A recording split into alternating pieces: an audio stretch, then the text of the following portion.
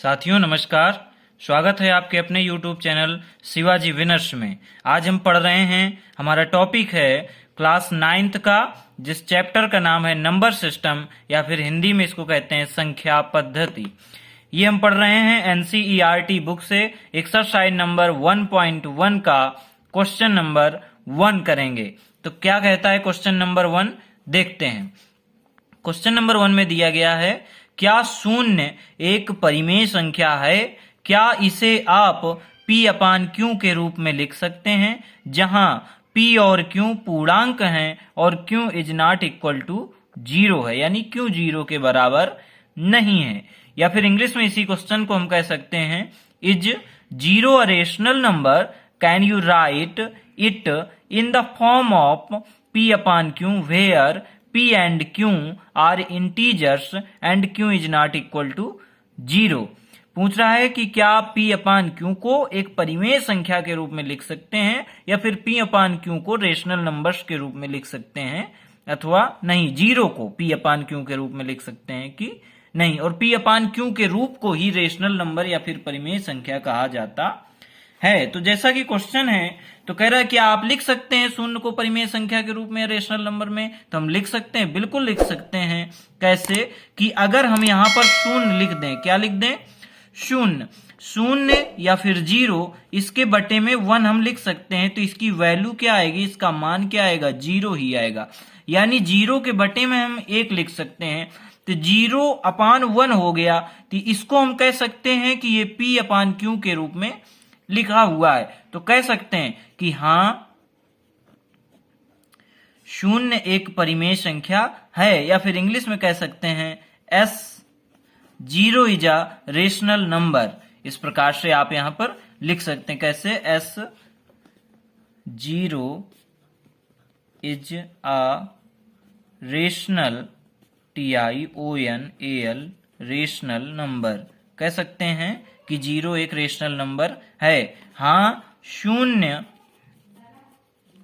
एक परिमेय संख्या है।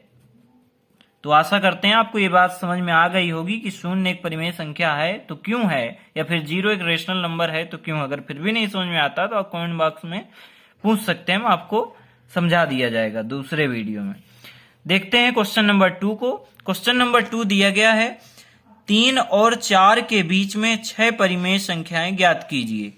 तो हम जानते हैं, इंग्लिश में इसी सवाल को हम कह सकते हैं, find the 6 rational numbers between 3 and 4।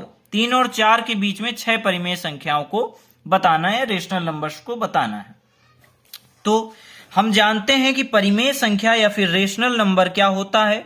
वे संख्याएं जिसको P/Q के फॉर्म में लिखी जा सकें, ये होता है परिमेय संख्या, या फिर बोले तो इसी को हम कहते हैं रेशनल नंबर।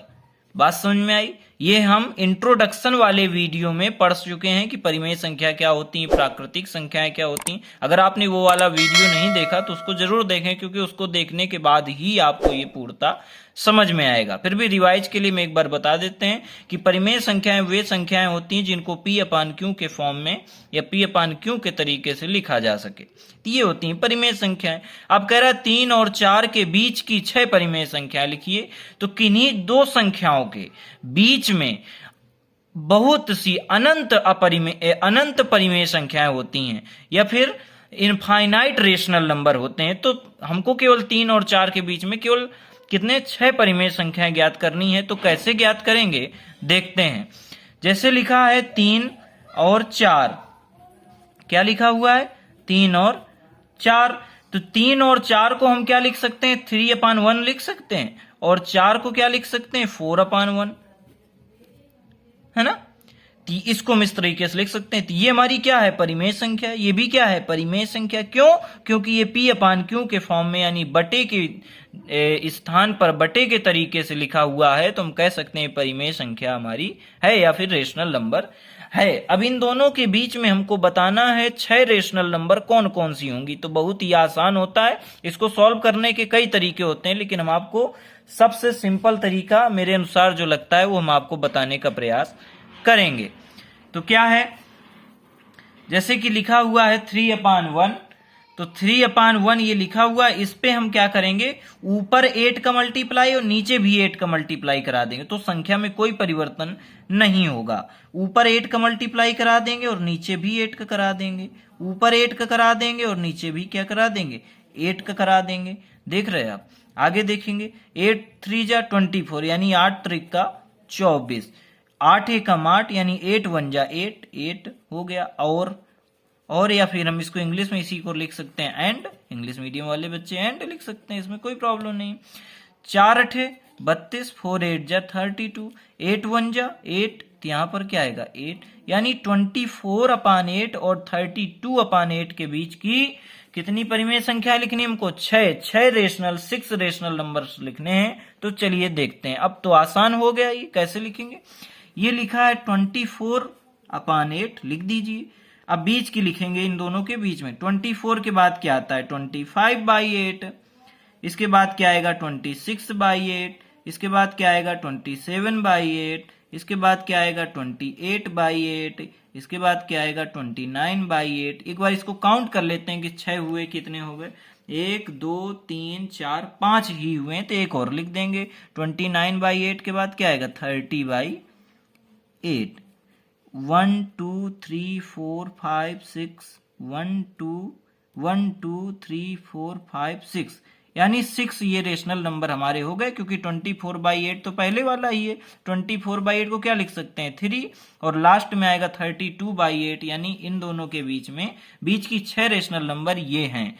लेकिन इन 3 और 4 के बीच में केवल 6 ही रेशनल नंबर या इतने ही रेशनल नंबर या इतनी ही परिमेय संख्याएं न हो करके अनंत परिमेय संख्याएं होती हैं। किन्हीं भी दो परिमेय संख्याओं के बीच में या किन्हीं भी 2 रेशनल नंबर्स के बीच में इनफाइनाइट रेशनल नंबर या अनंत परिमेय संख्याएं पाई जा सकती हैं। ये थी एक नॉलेज की बात जो आपको याद रखना आवश्यक है, और यहां से लेकर के यहां तक का यही हमारा क्या है आंसर।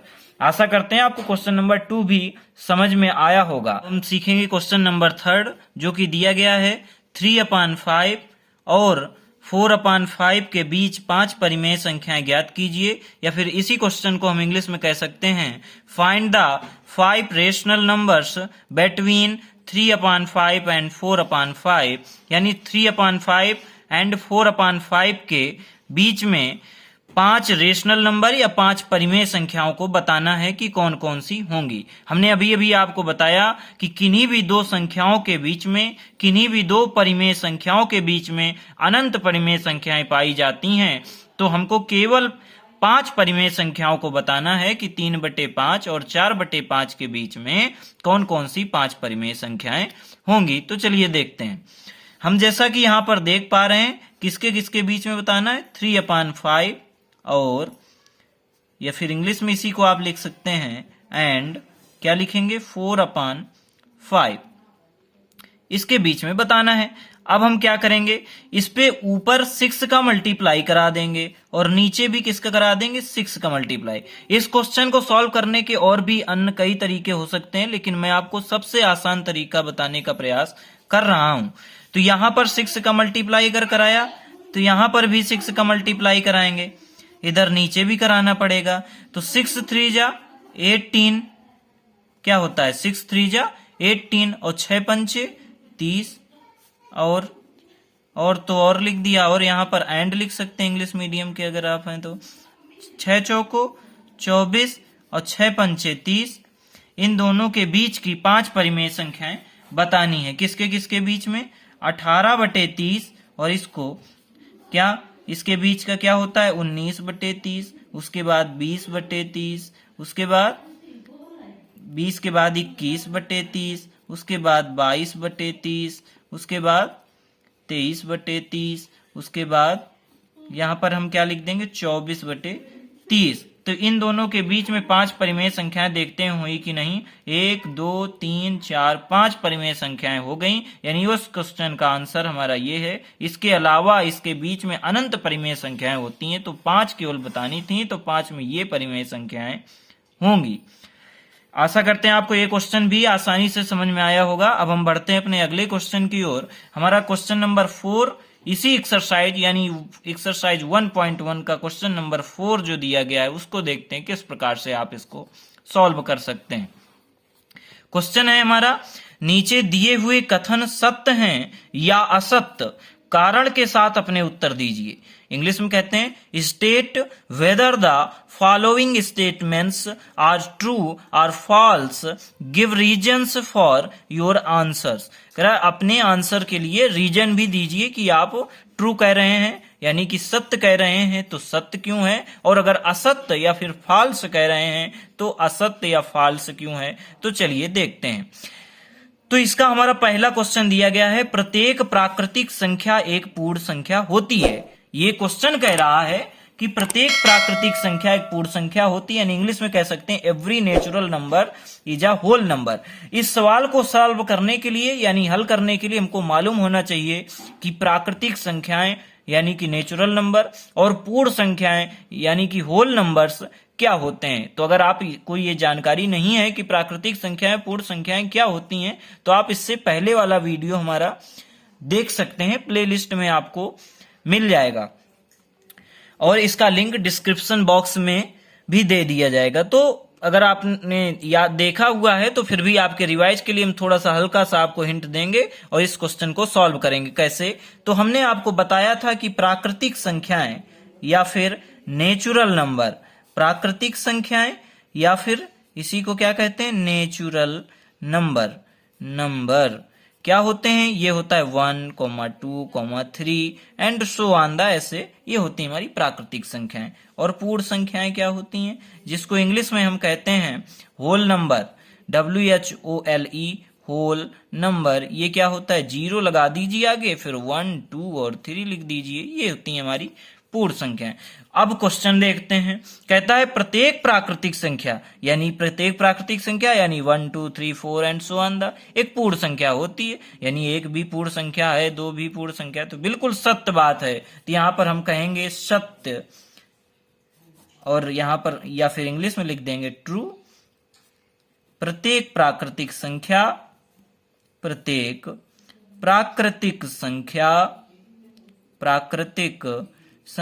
पूर्ण संख्या होती है, या फिर इंग्लिश में लिख देंगे ट्रू के बाद लिखेंगे every natural number is a whole number. इस प्रकार से इसको लिख देंगे। तो देखा आपने, ये पहला क्वेश्चन था हमारा क्वेश्चन नंबर 4 का। इसी प्रकार क्वेश्चन नंबर 4 का ही सेकेंड क्वेश्चन क्या है उसको देखते हैं।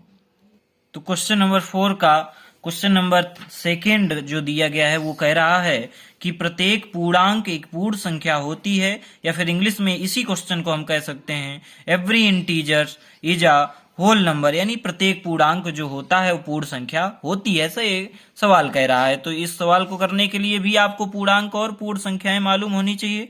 अगर आपको नहीं मालूम तो पहले वीडियो में आप देख सकते हैं, उस वीडियो का लिंक भी हम डिस्क्रिप्शन बॉक्स में आपको दे देंगे। फिर भी आपकी हिंट के लिए थोड़ा सा दिखाते हैं कि क्या होता है पूर्णांक। तो देखते हैं पूर्णांक, या फिर इंग्लिश में इसी को कहते हैं इंटीजर। क्या कहते हैं? इंटीजर्स। तो पूर्णांक क्या होते हैं? पूर्णांक होता है 0, 1, 2, 3 एंड सो ऑन द। इधर करेंगे -1, -2 एंड सो ऑन द, इधर भी बढ़ता चला जाएगा। ये होते हैं हमारे पूर्णांक। और पूर्ण संख्याएं क्या होती हैं? पूर्ण संख्या होती है 0, 1, 2, 3 एंड सो ऑन द। प्रत्येक पूर्णांक यानी -1, -2 ये सभी पूर्ण संख्याएं होती हैं। तो क्या ऐसा होता है? नहीं होता। इस पे -2 आ रहा है लेकिन इस पे -2 नहीं आ रहा है, तो हम इसको कहेंगे कि ये कैसा है? असत्य है। कैसा है? असत्य। और यहां पर लिखेंगे प्रत्येक पूर्णांक एक पूर्ण संख्या नहीं होती है, एक पूर्ण संख्या नहीं होती है। या फिर इसी को लिखेंगे फॉल्स